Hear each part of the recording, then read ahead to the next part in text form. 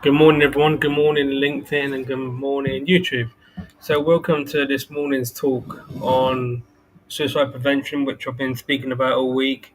And this is my new global campaign.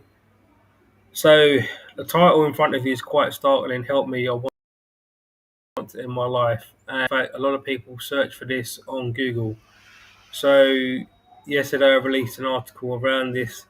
And today I'm hoping to give a more rather than look at data, rather an inspiring talk around how we can manage our emotions and help us have more prosperous lives and avoid the pathway of depression.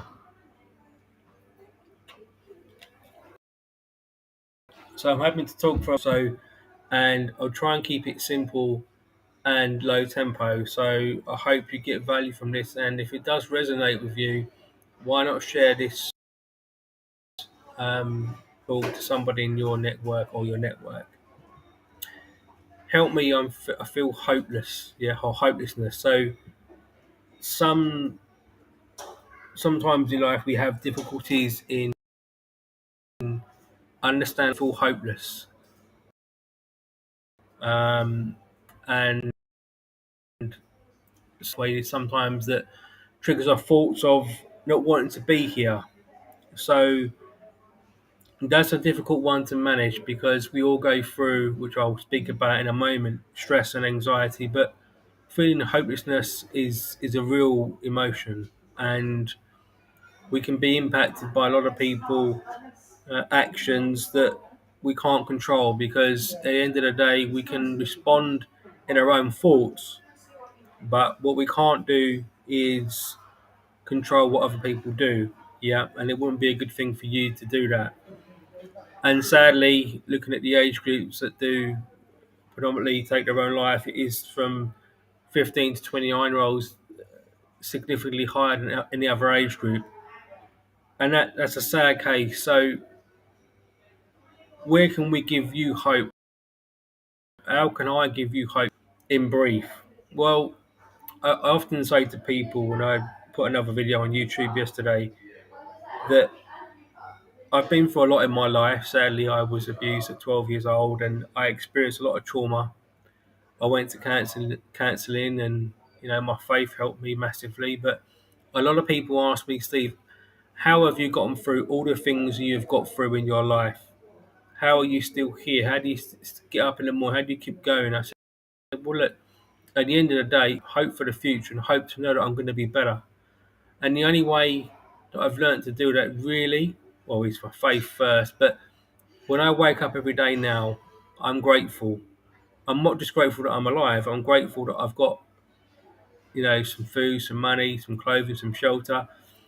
You need to be thankful in all the little things that you have in your life because the moment we feel hopelessness, it's because or we've lost our job or our partner has left us. There are so many different things that happen to us within our life. And when you're around the age group of 15 to 29, you're still learning. We're all still learning life, but predominantly 15 to 29, if you've got a son or daughter that's struggling with their mental health at the moment, then I encourage you to share this video with them because sometimes we don't always want to talk to our parents about things. I know when I was growing up and all the trauma I received, it just wasn't the thing because it was happening in my house, it was happening where I was going out, and back then in the late 80s there wasn't really the support that we have now.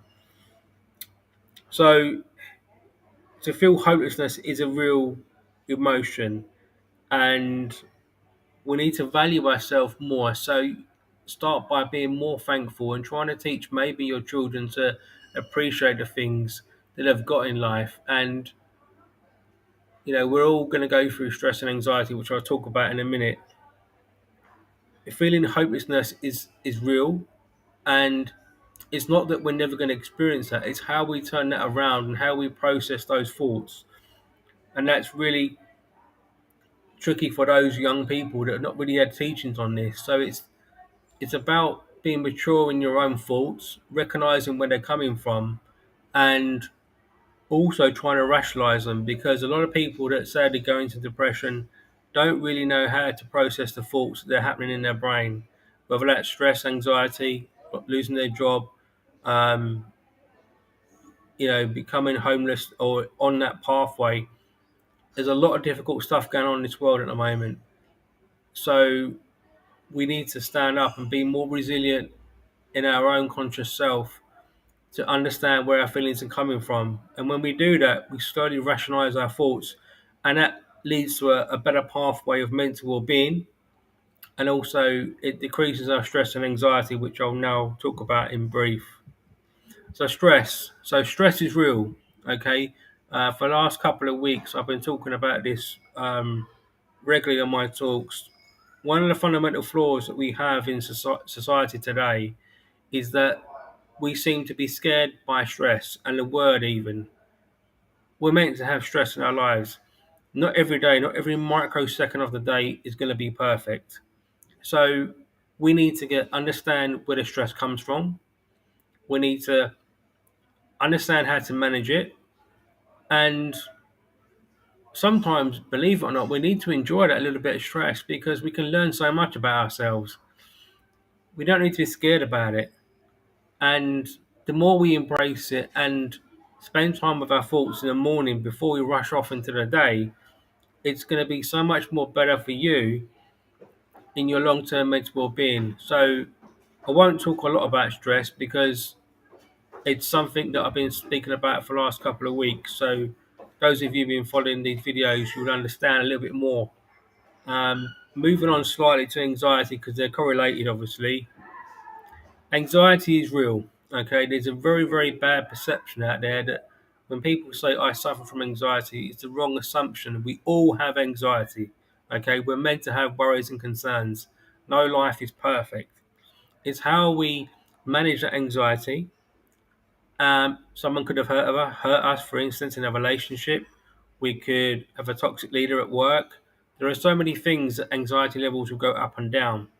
Now, one of the things I'm fighting against really is we're very quick to give out antidepressants when we phone our GPs, sadly.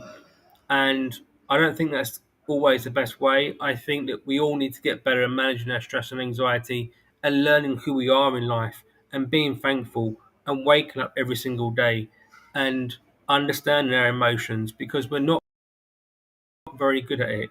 It's very clear on this. Suicide levels are going up, and that goes back to stress and anxiety, depression. It's all correlated. So understand anxiety is okay. Okay, it's not a dirty word. It's okay to talk about it. It's no shame to have anxiety because you're human. Okay, we're not robots without stress or anxiety. We are human, and we have a complex brain that we still don't understand that well today. And through my own lived experience, so I'm not just reading this from a book. Someone that's been through abuse and lived a very difficult year that the power of servant leadership, emotional intelligence, understanding, and self-reflection is very fruitful and extremely good for your anxiety. You'll be able to manage so many different more things when you learn those three principles, which can take a lifetime because we're all still learning. To have some people believe in a growth mindset. I'm slightly different. I prefer to adjust your mindset to each situation, and you can do that with anxiety. You just got to frame it well, and sometimes you have to what we call emotional relearn the situation. So experience. How can you rethink that to say, right? I learned a lot from that relationship breakup. And a lot of you may be struggling now financially or you're just lost in your job. These are real things that happen to us every single day. And in short, better at managing our anxiety. How? Slowing things down, going for walks, eating good diets. These are the basic principles of a good life that doctors and GPs and other medical professionals and mental health professionals have been telling us for years. Because of the suicide levels are getting so high, it's given a very good managing our anxiety. Okay, so that's it on anxiety. I don't think my last slide is on depression. So Depression is real, folks. It can happen to any of us, and I would say from the data that I've been analysing, most depression levels are not recorded. Okay, we all have those low points. Only takes a couple of weeks. Some psychologists argue that the PH9 scale isn't quite accurate, and I would agree with that because we can have a feeling of I feel depressed, and there's a difference between that and having a really extremely low mood and wanting to end your life, and even wanting to plan to end your life. So depression is the last stage before someone might, and someone that ends their life can be very quick and random. We don't know exactly what happens in the brain when that occurs. We're only predicting on some data that we have, sadly. But let's be real, depression can happen to any of us. It's not a dirty word again. And sometimes I think it's about acceptance to know that we can have those moments because, you know, for instance, this lady in front of you, she might have just lost her baby. You don't know. So, and that's a hard one to process, but we have to process it. And your body will, and your mind will probably go into depression. It's quite natural for that to happen. And how we work through that, support, talking about it, talking therapies, and putting things into perspective because we're very good at over worrying the situation, which can be good for us, by the way, sometimes. But we're not very good at recognizing that I went through a depression. It wasn't nice. You don't have to be ashamed about it, okay? I've gone through low points. I wanted to end my life 2 years ago. I'm here right now because my own research saved me, my faith saved me, and I know a lot of people out there don't have access to good mental health services in some parts of the world, and it's difficult. But in short, as a society, global society, we are not very good at managing our stress and anxiety, which leads on to depression. So it's recognizing where our thoughts come from, knowing how to process them, being real with ourselves, being thankful. Okay, um, we're not born into a super rich world where we have everything and should want everything. We need to be real with that, and the more time you spend with your own thoughts, the better your strength and your well-being you will definitely be. So I think that's it from my end. I don't think I've got